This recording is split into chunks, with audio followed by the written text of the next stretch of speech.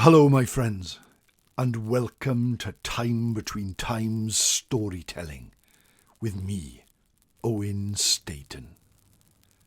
Thank you for joining me here at the fire pit at the heart of the forest. The world is a difficult place right now, but know this: at the time between times, at the fire pit, where tales are traditionally told, everything is still the same. Here is a place of comfort. Here is a place you can relax and lose yourself in a tide of tales. So empty your mind of all your cares and worries, and join me as I tell another story. Before I go there, can I thank all of you who are joining me on Patreon? It means the world to me that you would support the telling of these tales through that app. If you want to support me, go to patreon.com/Owen Staton 7, or feel you can buy me a Ko-fi, go to kofi.com/Owen Staton. Diolch o galon, thank you ever so much to everyone who has done this. You can visit my new website, welshstoryteller.com as well, please. There I have a load of testimonials and videos and examples of the work that I do, and you can contact me through that site as well. But enough of that. It's good to have you here. It's good to be able to tell you a story, and it's good to be able to do that right now. So sit back and relax. Close your eyes if it's safe to do so, and imagine you are sat at home. The wheel of the year is turning and the nights are getting lighter. You can feel the warmth in the wind outside. As you stand up, make your way to the coat rack, and there is a light jacket which you put on. You walk outside your front door, closing it behind you, and make your way down the path to the road. Every step you take takes you further away from your worries and closer to that place where you are always happy. You reach the road. The cars are passing quickly. You look at them and nod at them. And then you turn and head towards the forest. As you approach it, every step brings you closer to that magical place. It's like a wall of wood stretching to the sky. The leaves on the trees are now bright and full of life. There it is, the little-known entrance to the woods, the place where you can enter, but few will follow. You stop just before you step inside. It's so dark in there. To step amongst the trees means stepping into another world, and today's tale will emphasize that. You look for a moment. It's like your courage has faltered, but only for a second, because far away on the wind you can hear the whisper of voices, friendly voices, our friends without cares or troubles who are waiting there. Take a breath, and then step under the eaves and the branches.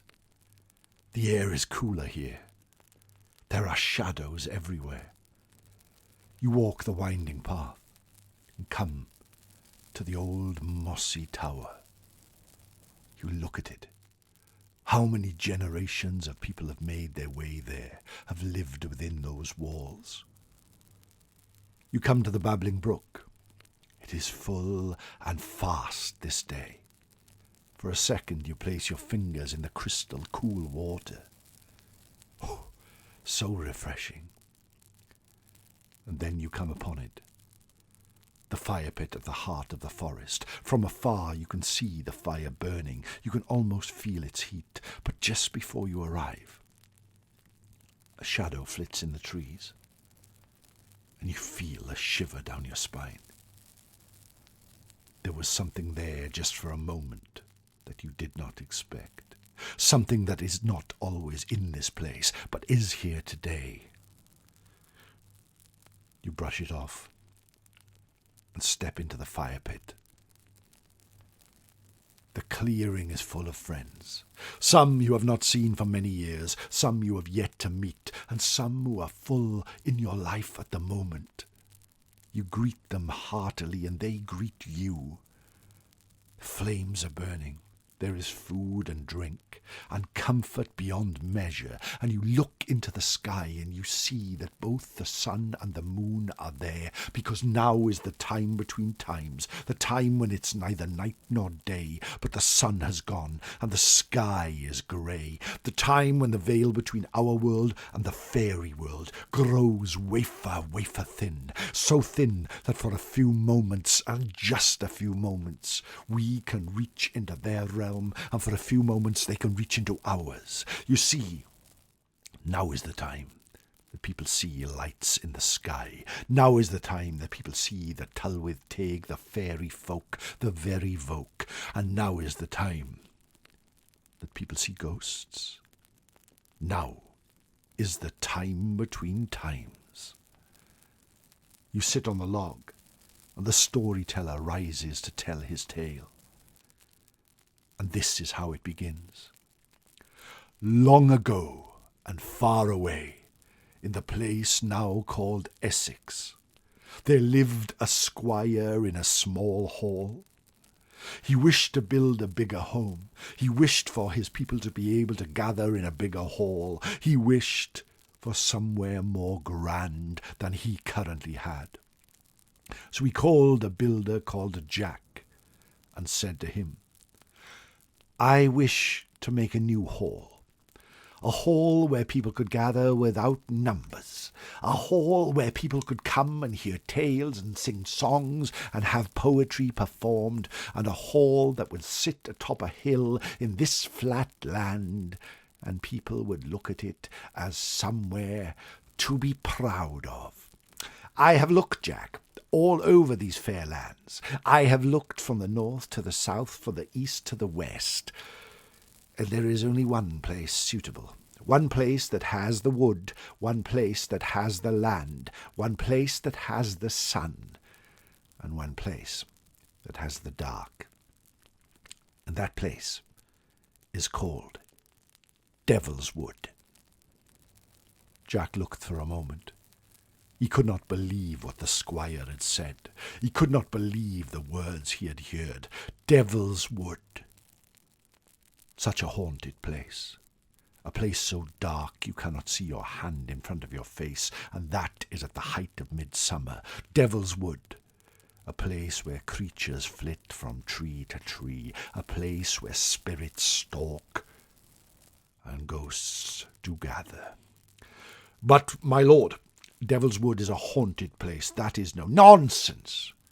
A barn hall will be placed there. And if you wish to make your living, you will go forth and do it right now. Jack walked away from the squire's hall. He could see Devil's Wood in the distance, a cloud hanging over it. The trees seemed to be perpetually dead, even at the height of midsummer. But he had little choice. So he gathered his workers, he gathered his tools, and off they set to make a place called Barn Hall. The following day they made their way into the forest, barely able to break through the trees, their horses whinnying, their carts moving around on rough ground, until there at the centre of Devil's Wood they found a clearing where at least the sun shone for a few moments every day. And there they started to build it. The first day it went incredibly well.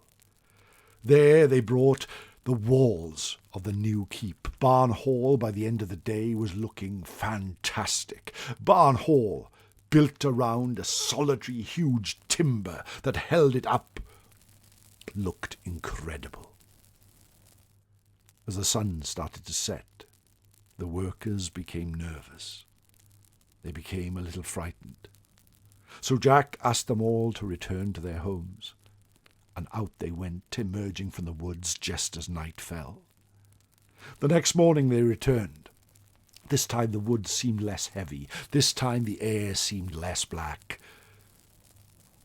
But then they returned to the clearing and saw that the hall had tumbled to the ground, broken into pieces, all the wood snapped, scorch marks on the ground. None of them could quite believe that their work had been this undone, and this undone so quickly. But they were a hearty group, and Jack got them to build once more. But again, Barn Hall had tumbled to the ground the next morning, ruined and wrecked. A third time, and still the same result. But then Jack realized something is happening. There are no people living nearby. There is nothing that can do this. So he pledged himself to summon all his courage and take his 2 dogs and sit and watch overnight. Watch the work they had done and watch to see what would happen. That night he returned with his 2 dogs, his 2 bitches, that he took with him everywhere. They were great hunting dogs, and they were as kind and as gentle as 2 female dogs had ever been. They sat with Jack round a small fireplace at the heart of the forest, and they waited. The time between times came and went. The darkness fell like a shroud. At midnight, far away, they could hear the church bells chiming. And then the movement started in the trees. The trees started to brush apart. A darkness and a shadow seemed to flit back and forth. And there, Jack turned around. And just beyond the clearing, just within the darkness, he could see a shadow that was darker than all the others, with gleaming red eyes. He stood up. The dogs started to whinny with fear. And then whatever it was beyond the clearing called out, Who has come to my woods? Whose soul will I gather, and who is it who protects this hall? Jack felt his courage falter, but then his heart started to grow, and coughing to clear his throat, he called out, God and myself and my 2 spade bitches are here, protecting the hall.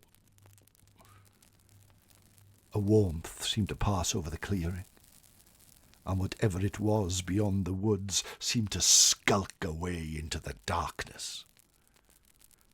The next night, after a day of building, for the hall still stood, he did the same, and again just after midnight, just after the church bells rang far away. This sinuous, sinister creature called at the edge of the woods again. Who is it that guards this hall? Who is it who dares build in my yard? God and myself and my 2 spade bitches, called Jack. And again the creature skulked away and vanished. A third night, just as Barn Hall was almost complete, it came again. But this time on the other side of the clearing, causing Jack to spin around, causing Jack's heart to leap. Who is it who builds in my forest? Who is it who comes here right now? Myself, my 2 spade bitches, and God, called Jack. But of course, it was too late. The creature strode forth from the forest.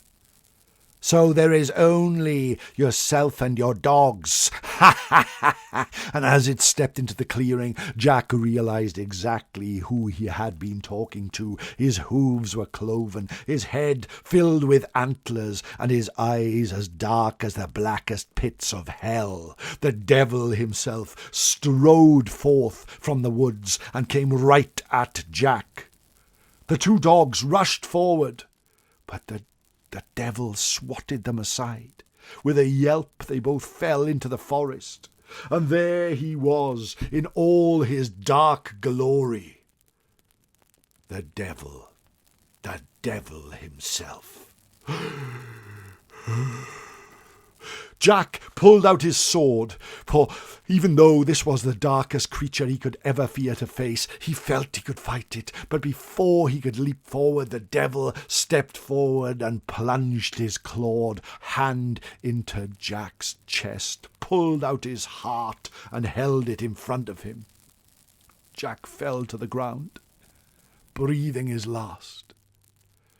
He looked and saw the devil smashing down Barn Hall right in front of him, timbers falling to the ground, flames rising to the sky. And then he saw him grab the great timber that was the heart of the building and pick it up like it was nothing. He turned to dying Jack and said, "Wherever this beam shall fall, there he shall build Barn Hall," and threw it into the sky.